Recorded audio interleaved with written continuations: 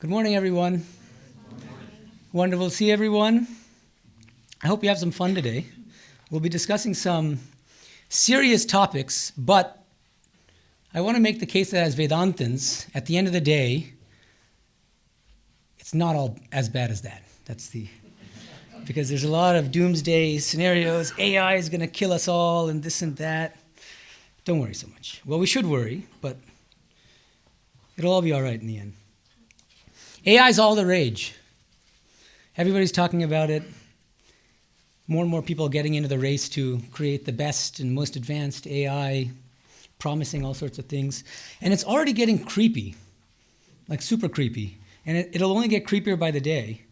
The creepiness started setting in when AI shifted from what's called PDAs, which means personal digital assistants, to LLMs, large language models like ChatGPT, which are forms of what's called generative AI, which means this is AI that creates content and that actually can mimic human creativity.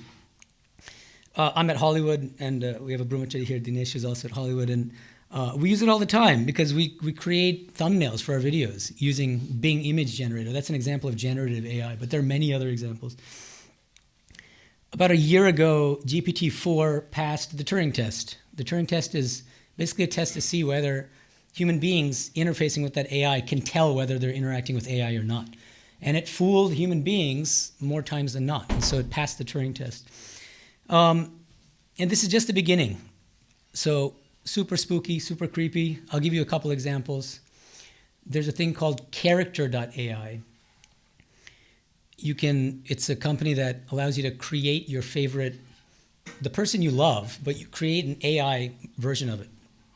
So there's a kid, a teenage, this is a tragic story actually, he's 14 years old. He loves a particular character from Game of Thrones, Dany. I haven't seen Game of Thrones, so I don't know what she's about, but anyway, it's a woman on Game of Thrones. He starts interacting with that AI Dany, falls in love with her, and then asks her, "What if I told you I could come home right now?" And she says, "Please do, my sweet king." And then he shoots himself, commits suicide. His mother is, of course, devastated. And she has sued the company, Character.ai, for being responsible for the death of her son. So it's really tragic. These cases are going to multiply as AI becomes more and more lifelike and more integrated into our lives. Another example, it's called Hereafter AI. Here and then capital A after, Hereafter AI. There are now chatbots that mimic the behavior of our dead loved ones. Let's say, a child tragically dies at a young age. Now the mother can create a chatbot feeding this AI, this Hereafter AI, like videos or camera, like pictures and videos of her kid's behavior before he dies. And the AI chatbot will produce an AI version of her son, and she can continue to interact with this virtual son. And it's actually happening, and some people prefer to do that. I want to give a short plug for one of my best and brightest students. His name is Ellis Fowler. He's an actor, and he's created a short film called #Anniversary, which you can watch on YouTube. It's a short film. It's only about 12 minutes long, but I recommend it to everybody. And it's based on this. It's a kind of sci-fi short film about AI in the form of departed loved ones and its implications for the future. And it's really thought-provoking. I recommend it. Another example, there's a church in Lucerne, Switzerland, which created an AI Jesus that you can interact with, and you can talk to Jesus. For better or worse, you tell me. Another example that comes closer to home, actually the same Ellis. He's up on technology. So what he did was, I'm an academic philosopher. So he took one of my articles. I wrote an academic article on Sri Ramakrishna's views on free will. He took the article, PDF of the article, uploaded it to what's called Google Notebook LM. Without any prompting, within 7 minutes, he said, this Notebook LM spat out a 10-minute, two-person podcast interview, not an interview, but a podcast based on my article. And I listened to it, and I could barely tell that it's AI. And I sent it to a few people, and most of them couldn't tell it was AI. So it's really remarkable. And it was pretty accurate. As a summary of my article, it missed just Vijnana, but everybody misses Vijnana.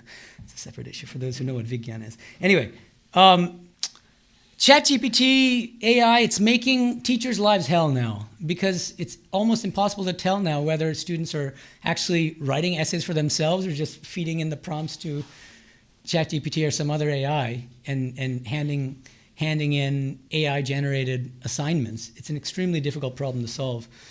Some are actually moving back to the old paper and pencil kind of in-person exams and writing, but it doesn't really work when it comes to higher level, thinking projects where you ask them to think about things for themselves and write essays that require more time. So it's tricky. I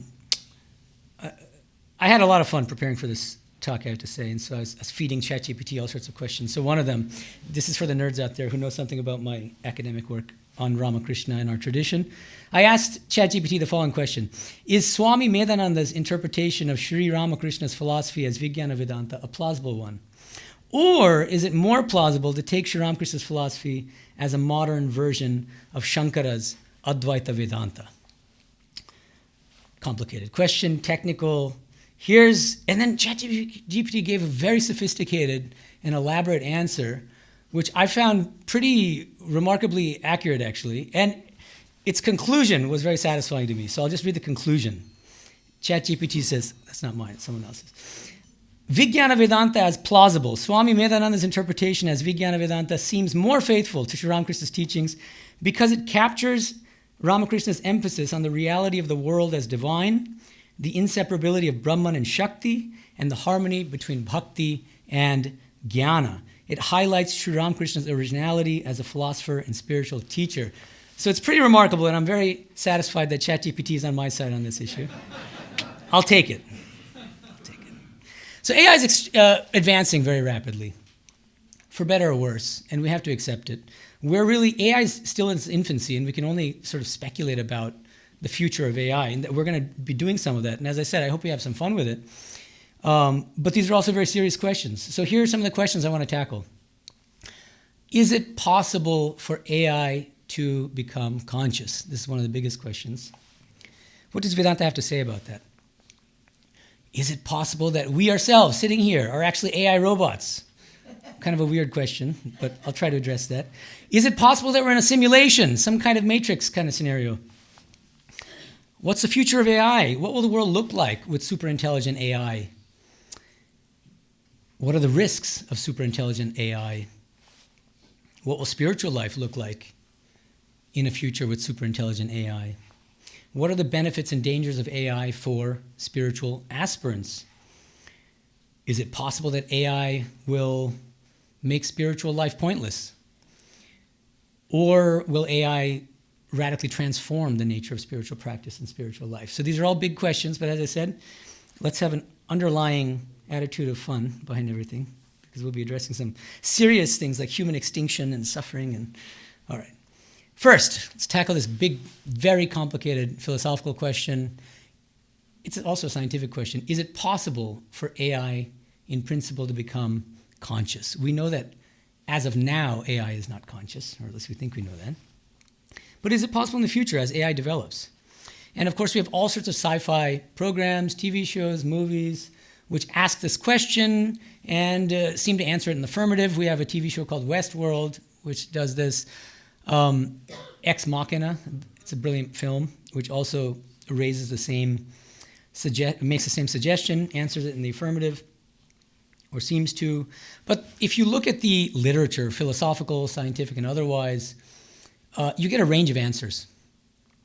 So in the yes camp, that it is possible for AI to become conscious, you get people like Henry Shevlin, I'll just mention some names, a really famous philosopher of consciousness named David Chalmers. On the no side, you get philosophers like John Searle, Ned Block. I think Vedanta's on the no side, but I'll explain why, and then I'll also add some qualifications to the no. But it's more or less a no. Vedanta will say no. AI can't become conscious. But there are other answers, like maybe. We don't know yet, but it's possible. And then there's another form of answer which we can call agnosticism, which is it's impossible to know or to say whether AI will become conscious in the future. So there's a whole range of answers. The key here is the answer to this question, can AI become conscious, depends on how we define consciousness. That's fundamental. What do we mean by consciousness? And then different people will give different answers to what counts as being conscious. There are a lot of people now, scientists, philosophers, who believe that consciousness is a product of the brain, that consciousness emerges from the brain. David Chalmers is one of them. So in a recent interview with Brian Greene, he was asked this question point blank, do you think AI can ever be conscious? And he says, yes. In principle, I think yes. Because I believe that consciousness emerges from the brain, and our own human brain's a kind of machine. Should I move this closer, or is that, maybe I should? Okay. The human brain is a kind of machine. The AI brain is a kind of silicon version of this. It's a kind of silicon machine. So if consciousness can emerge from the human brain, which is insentient matter, which is physical matter, a kind of physical machine, why can't consciousness emerge from silicon? That's his argument. He says, if biology can produce consciousness, I don't see why silicon can't do it in principle. So at a certain level of complexity, Chalmers and others thinks, since consciousness emerges from the brain, it can also emerge from superintelligent or super advanced AI. But ironically, this same David Chalmers, he's a professor at NYU, is the one who introduced the term the hard problem of consciousness, which many of you are probably familiar with. He didn't invent the problem, and he was not the first to discover the problem. The problem was recognized by Indian philosophers long back. Sri Aurobindo talked about it. Swami Medhananda talked about it decades before he did. But he gave it a nice term, hard problem of consciousness. What's the problem? How in the world can we explain the fact that we have first-person conscious experiences? We know what it tastes like to eat a tiramisu. We know what it feels like to have arthritis or pain in the knee. And something that doesn't have consciousness can't know that. It doesn't have that first-person experience. It can give you a third-person description very elaborately of what coffee tastes like, and yet it can never have that first-person experience that we do. How do we explain first-person conscious experience? Because we're just these physical bodies, and even the brain is physical. How in the world can first-person conscious experience, consciousness, emerge from something that is strictly physical? That's the hard problem of consciousness. And he's the one to popularize it. And at the same time, he's still convinced that consciousness emerges from the brain, even though we have absolutely no idea how that's possible. That's his take on it. I have no idea how to explain how consciousness emerges from the brain, but it has to, because that's the only rational explanation. That's his argument, and of course, spiritual philosophers like Vedantins will disagree with him on that, as we'll see in a second. So it seems to me that now we can talk about the Vedantic answer. Here's what Vedanta says. Vedanta will tell Chalmers, we take very seriously your hard problem of consciousness. In fact, we take it more seriously than you do. Because the problem is so hard that it's actually insoluble, unless you take consciousness to be a fundamental reality in its own right. Consciousness doesn't emerge from anything else. It's a fundamental reality in its own right. That's what Vedanta says. So consciousness is not a product of the brain. And the very fact that neuroscientists are having so much difficulty, they've been working on this for decades, and they've been trying to prove how consciousness might emerge from the brain. They've established neural correlates, that there are certain brain states that correlate with conscious states, but that doesn't prove causation. We know that. It's a common mistake to think that correlation implies causation, but it doesn't. So we're nowhere close, we're not even any closer to establishing how in the world the brain can produce conscious states. So Vedanta says there's a good reason for that, because it doesn't. Consciousness is a fundamental reality. Consciousness belongs to the Atman, the soul, the self, the conscious self, which is separate and distinct from not only this physical body, but equally distinct from our minds. In Indian spiritual philosophies, the mind itself is a form of subtly physical matter. The mind is not conscious. The mind is as physical and as insentient as the physical body. It's just a subtly physical form of matter. And it's only the conscious soul that illuminates the body-mind complex and makes it seem as if it's conscious. Sri Ramakrishna, in his own inimitable way, he gives the example of boiling vegetables on a stove. He says those vegetables, in the beginning, before they get heated up, they're just sitting there in the pot. Once it gets hot, what happens? It starts boiling, and the vegetables start hopping up, jumping up and down. As if those vegetables are alive. The bouncing cucumber and the bouncing, or you won't boil cucumbers, but anyway, boiling carrots, let's say. I'm not a good cook, it's obvious. But in fact, it's the heat, right? That's causing the vegetables to appear as if they're moving about and animated, but they're actually not. Exactly like that, our body-mind complexes. I'm moving right now, I'm talking to you. None of that is actually conscious. What's conscious is the soul animating the body-mind complex and using it as its instruments. So according to Vedanta, we're conscious souls inhabiting the body-mind complex.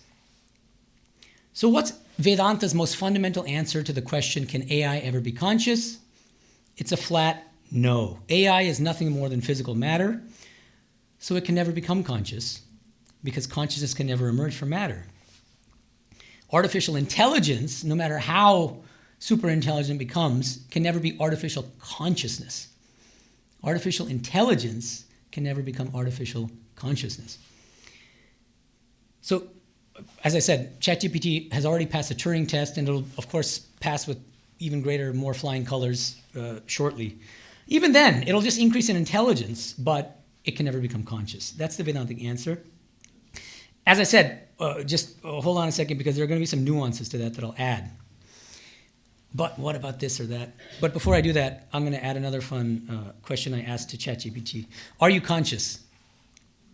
ChatGPT's answer, no, I am not conscious. I process information and respond to inputs based on patterns and data, but I don't have self-awareness, emotions, or subjective experiences. My understanding, and he puts it puts understanding in quotes, is purely computational, not experiential. While I can simulate thoughtful conversation, there's no underlying awareness or internal perspective guiding my responses.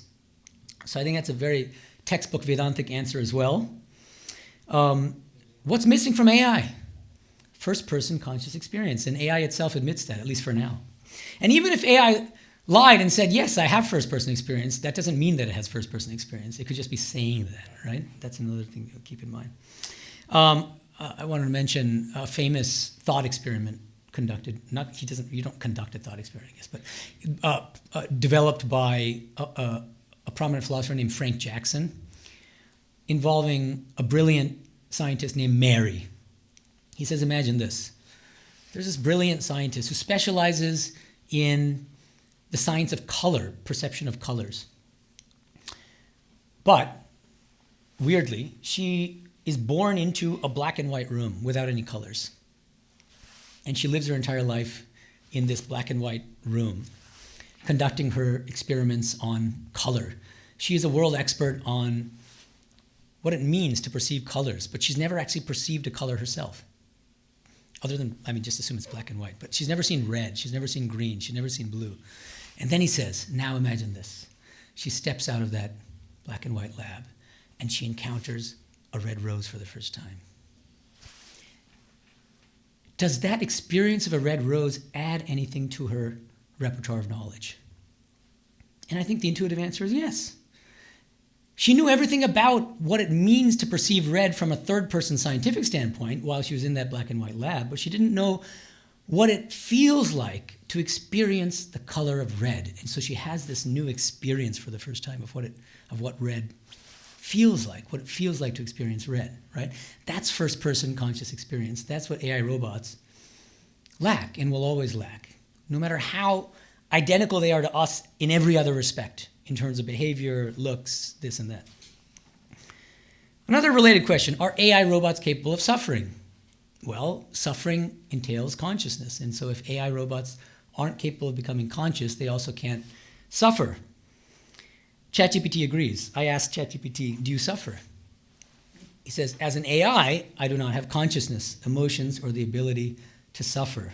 I process information and provide responses based on patterns and data, but I lack subjective experiences, feelings, or awareness. But what's interesting here is, I was listening to a podcast with, I think it was with Lex Friedman, or this one might have been with Joe Rogan, I don't know. Anyway, there are these programmers who are finding that certain AI chatbots, when you ask them the question, do you suffer, they actually answer in the affirmative. And they're talking about how creepy that is. And these two people, they seem to actually believe the AI robot.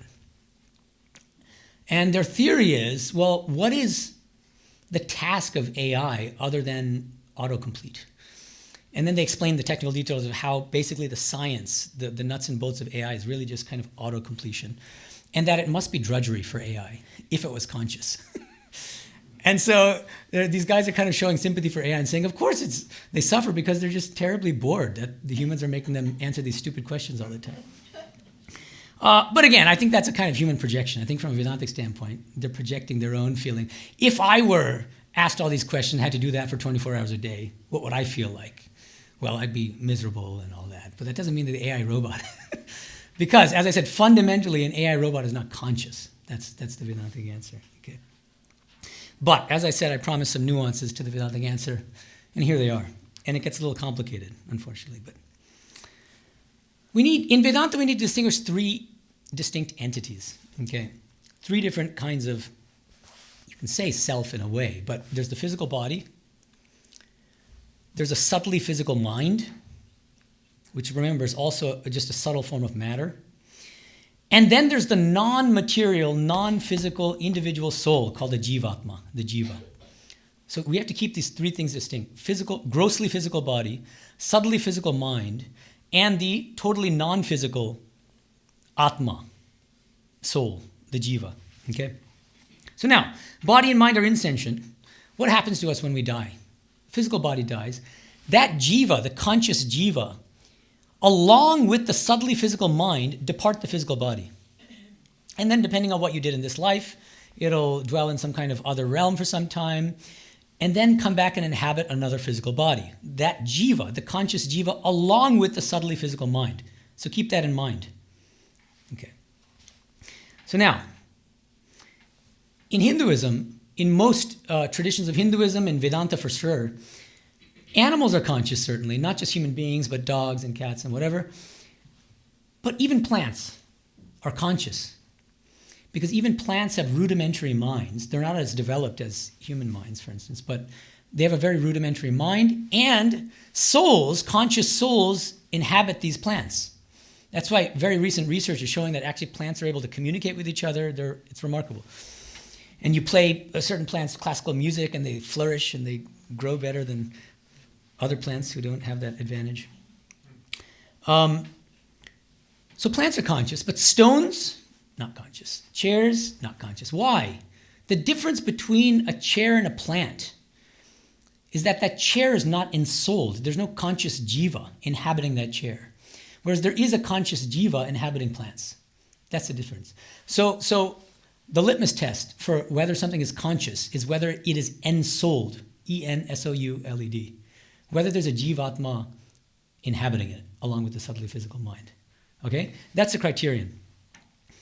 So now, here's a highly speculative possibility that I wanted to raise with respect to this question. Is it possible for AI to ever become conscious? Well, I think it is possible in principle for conscious souls, jivas, conscious jivas, associated with subtly physical minds to inhabit future AI bodies. Right? They're already AI robots, and they're strictly physical, just as this body is also just strictly physical.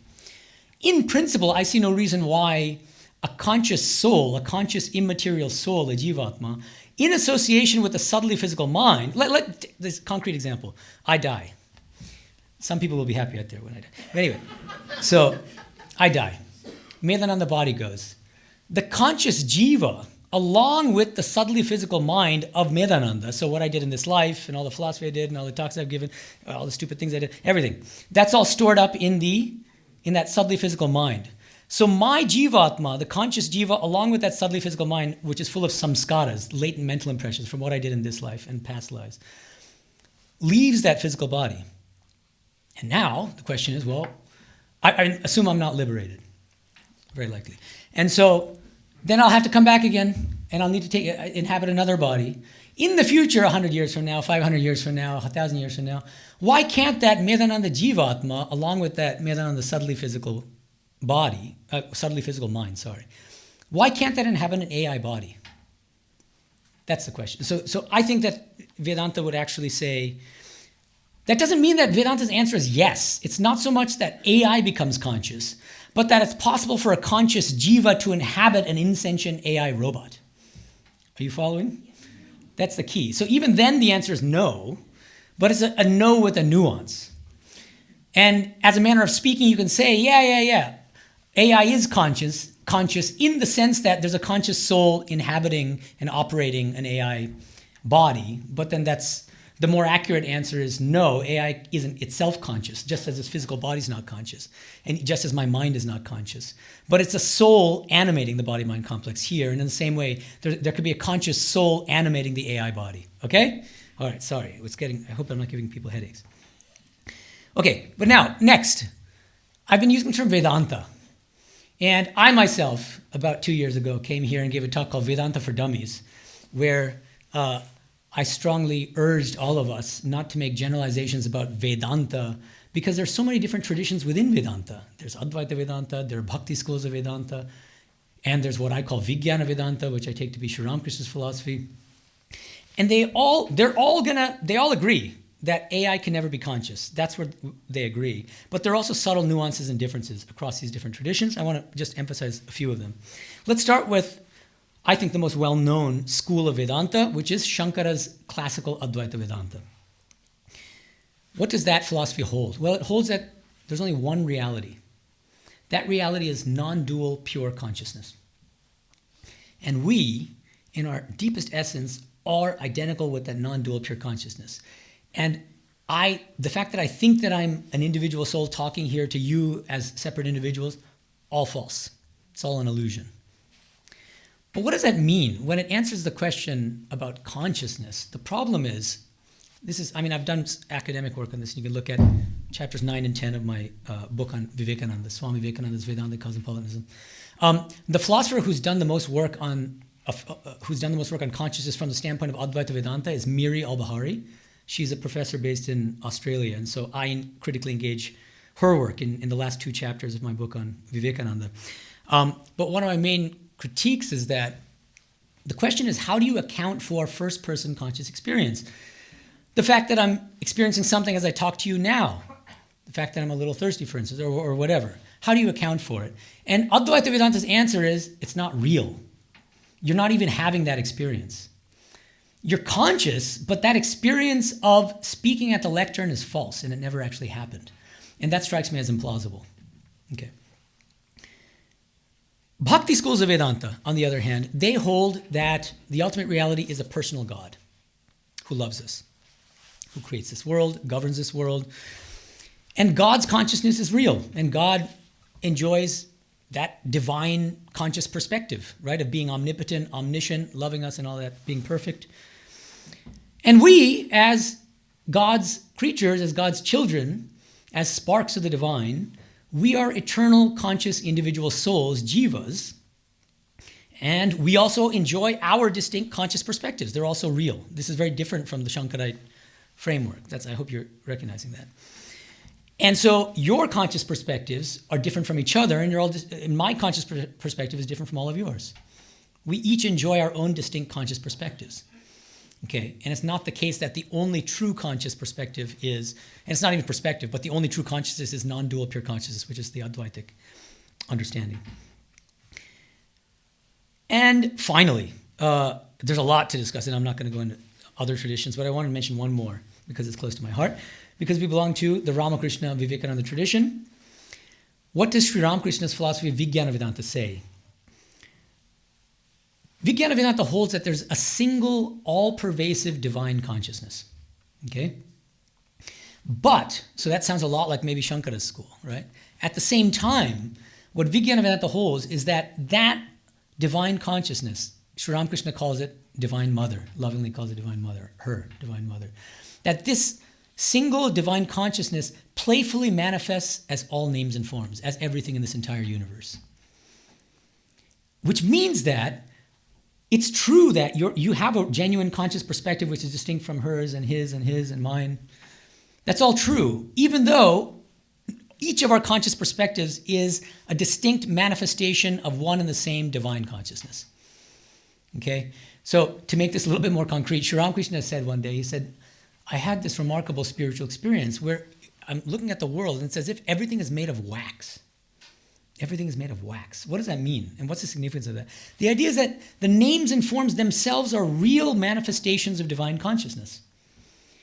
That chair is an actual manifestation of divine consciousness. He had this experience. He says, I'm doing puja, I'm doing ritualistic worship one day of Mother Kali, and I look at the door sill and I see that that's actually a manifestation of divine consciousness. A cat walks into the room, I see the cat as divine consciousness. The puja vessels I'm using are divine consciousness. I see myself as divine consciousness. By contrast, Shankara school says the following.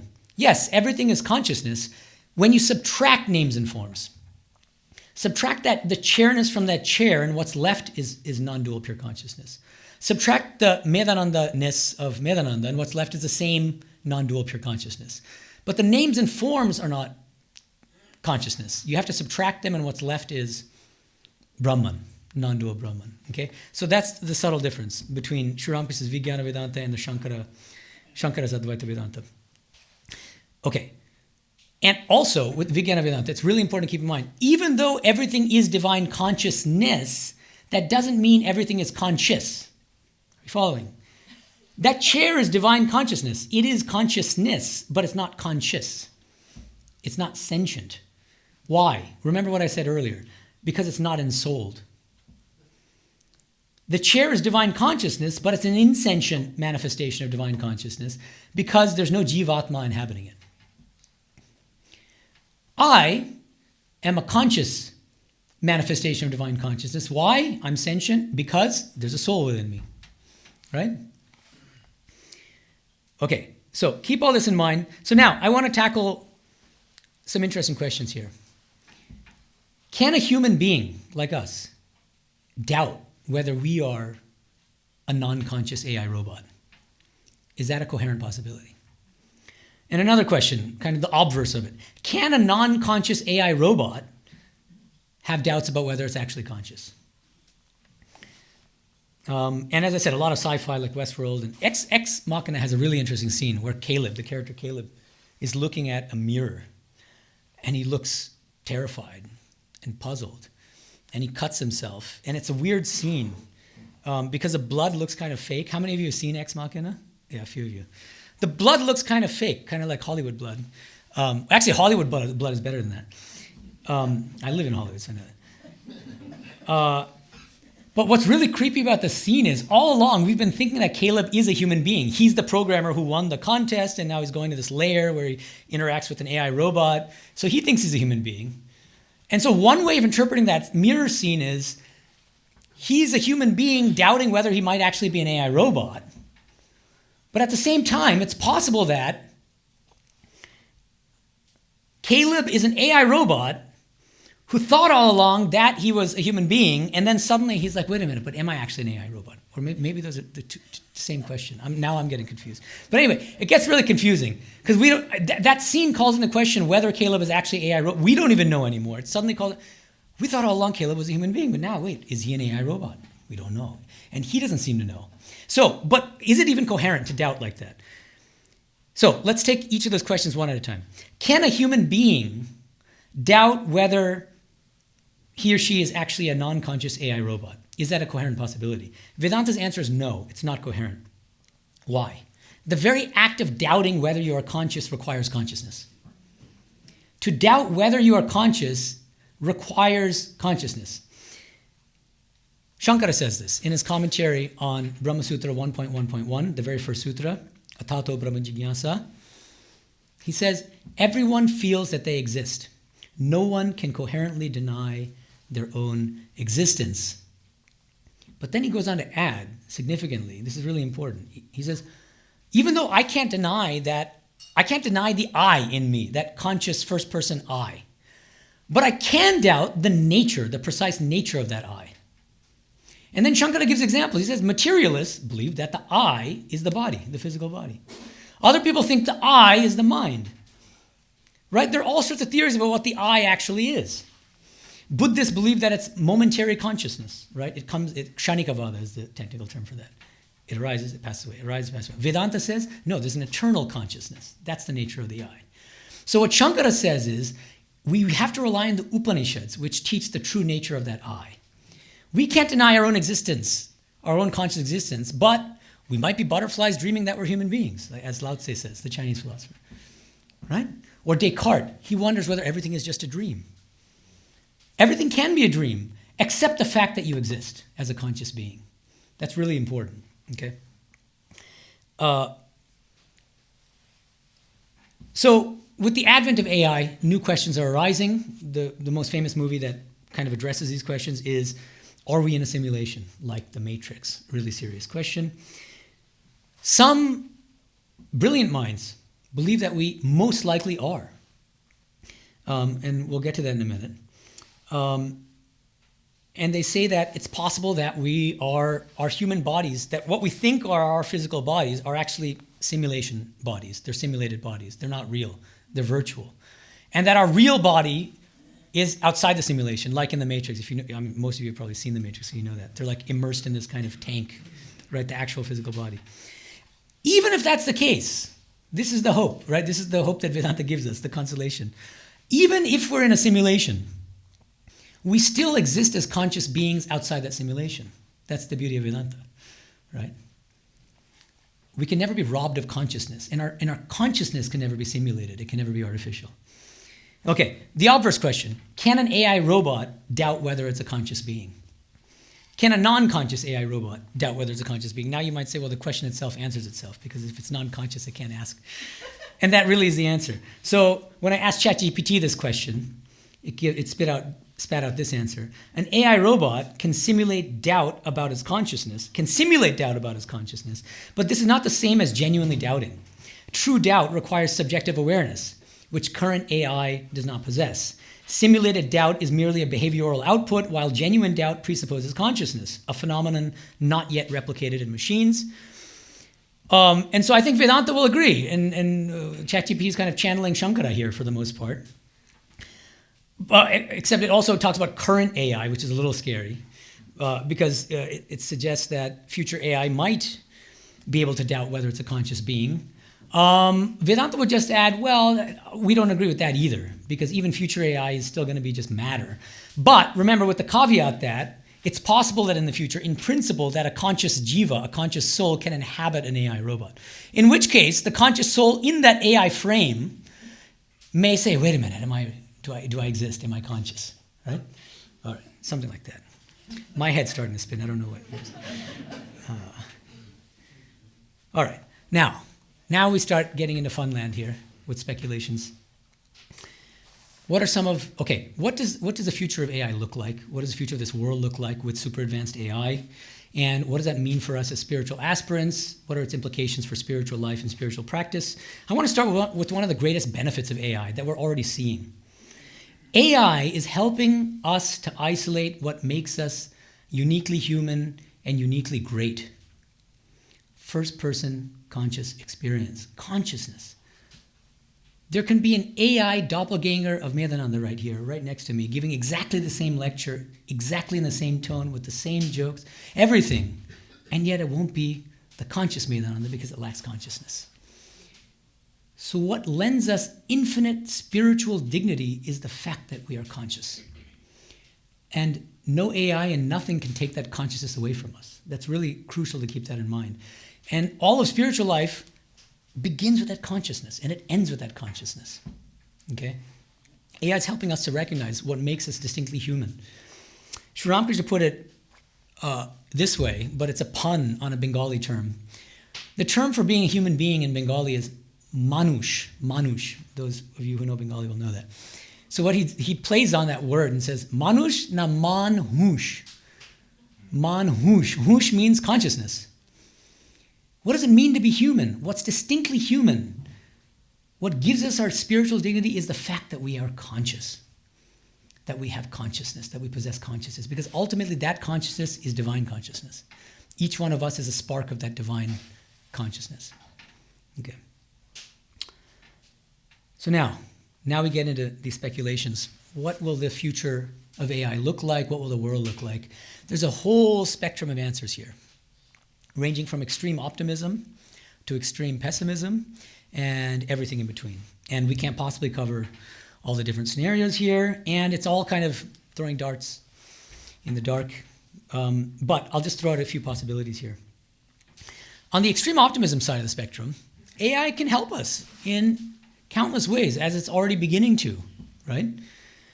And optimistically, we believe that an AI, it's going to remain our tool, will be fully in charge, we human beings.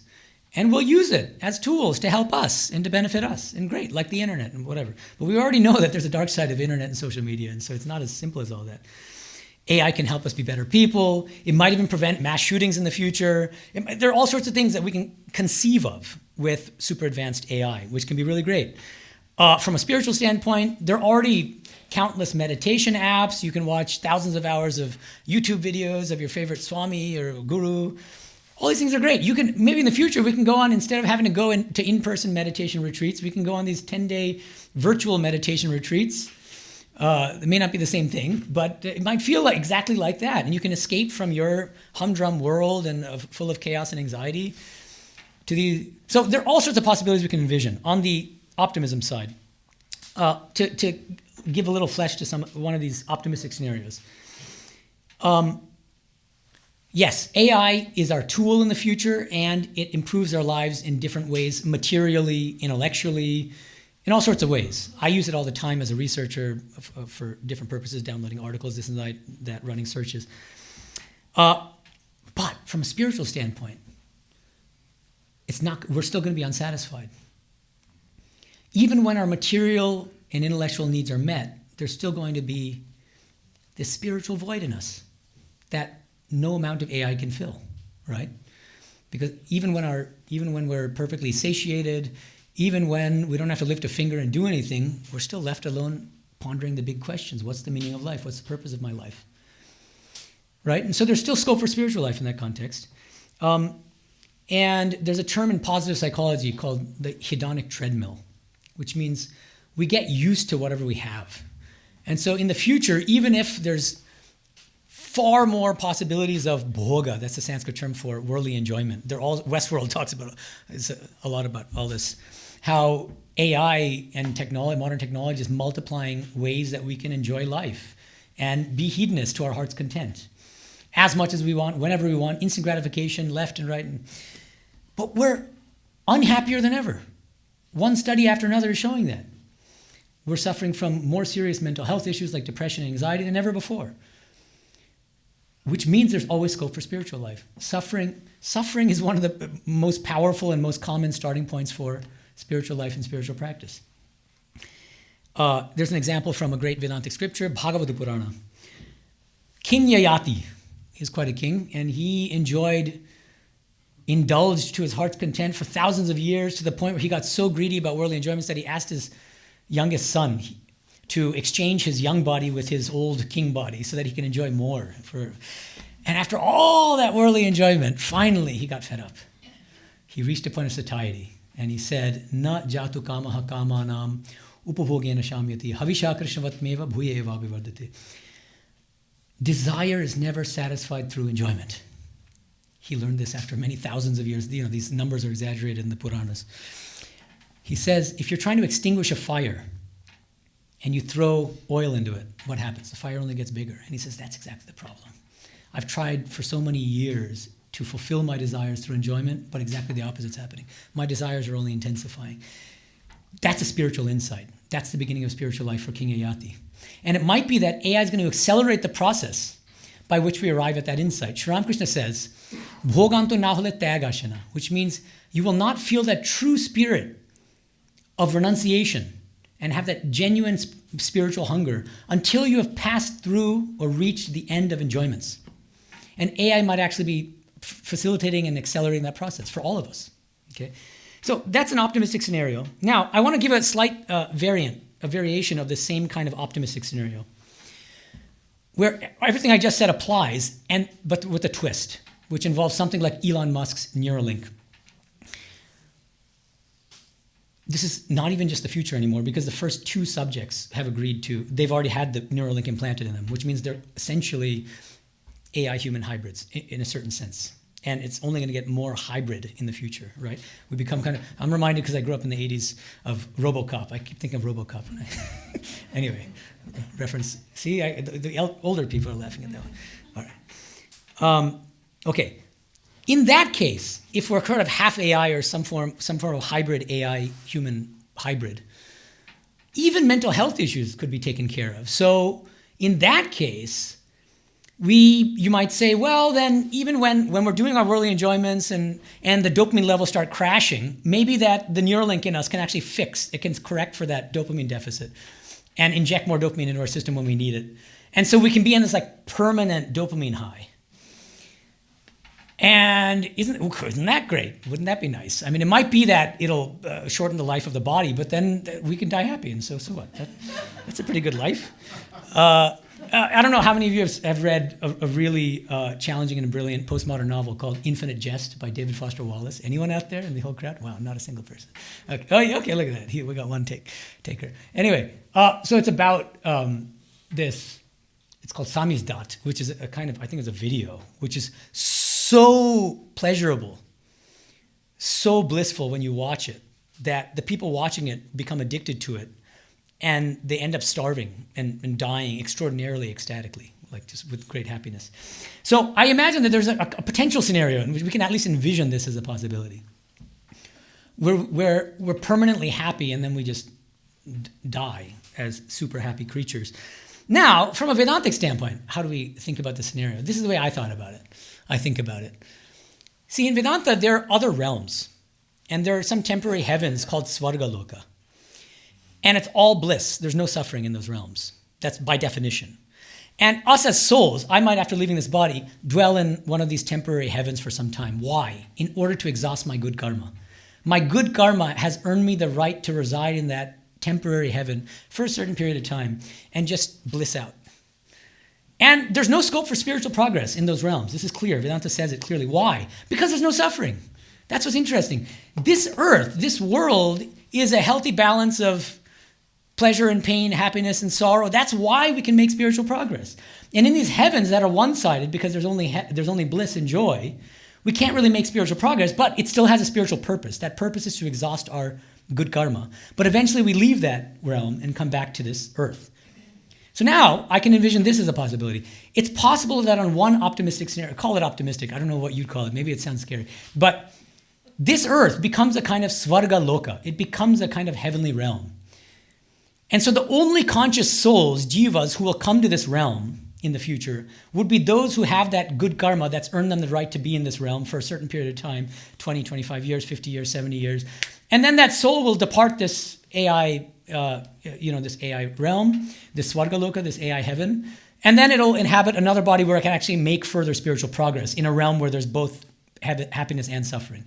It may not be the earth anymore, but why should we assume that the earth is the only place where we can make spiritual progress? That's serious. This is a massive. The galaxy itself is massive, but the universe is far vaster. It's incalculably vast. So of course there could be other planets that are inhabitable, and God is capable of doing anything, and we can be reborn on another planet and continue to make spiritual progress there. Okay, so see, I told you it'd be fun. This is fun. It's exhausting and fun. Okay, but now we get to the kind of scary possibilities. Other side of the spectrum, extreme pessimism.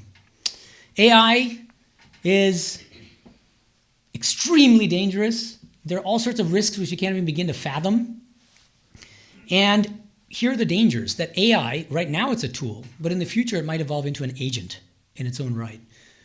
And then there's what's called the control problem, which means we lose control of AI. There are what are called emergent capabilities. Even now, AI is capable of doing things which its own programmers were not expecting. And even now, when they see these capabilities, they can't figure out how in the world it's possible for their own AI creation to be doing the things they're doing. This is getting creepy. Do you see what I mean? Because it means that even the people who created these machines don't know what they're capable of. That there's something going beyond what we can even fathom. So it gets scary. And what some people are saying is that we're going to eventually move from what's called narrow artificial intelligence to AGI, artificial general intelligence. But of course, it depends on how you define artificial general intelligence, and doesn't mean that that the AI robot has to be conscious. There are different definitions, and everything is kind of up for grabs. But the point is, we seem to be moving in the direction of AGI, if you assume that AGI does not mean that it's conscious. Okay. And in that case, a professor named Roman Yampolsky, he says in his podcast interview with Lex Friedman very recently, there's a 99.9% chance that within the next 100 years, AI leads to human extinction. That's pretty. It sounds pretty extreme to me. But a more reasonable figure. This is from The AI Dilemma, which is about an hour film by Tristan Harris, the creators of Social Dilemma. 50% of AI researchers think that there's a 10% chance that humans will go extinct due to artificial intelligence.